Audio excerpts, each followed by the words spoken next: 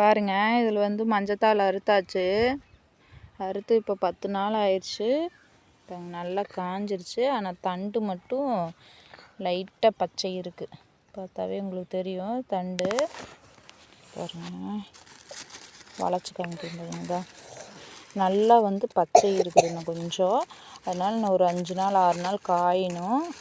சரு மேலே தலை மட்டும்தான் நல்லா காஞ்சிருக்கு இந்த மாதிரி. அதனால் இன்னும் ஒரு 5 நாள் காயணும். காஞ்சிட்டப்பறம் இதை கட்டிடுவாங்க. கட்டி கத்தையாக கட்டி போடுவாங்க. கரும்பு மாதிரி கத்தையாக கட்டி போட்டுட்டு அப்புறம் மறுபடியும் தண்ணி விட்டு ஆள் விட்டு அறுப்பாங்க. மஞ்சள் வந்து வெட்டுவாங்க.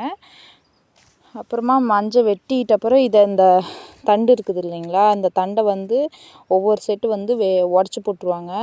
ஆனால் எங்கள் ஊர் பக்கம் வந்து உடைக்க மாட்டேங்கிறாங்க. அதனால் தனியாக இது அருவாமனையில் அரிவாங்க. இது மட்டும் அந்த கிழங்குல இருக்கிற தண்டை அந்த விரலி எல்லாம் வந்து உடச்சிருவாங்க. விரலி உடச்சிட்டு வெறும் கிழங்கு இந்த தண்டோடு போடுவாங்க.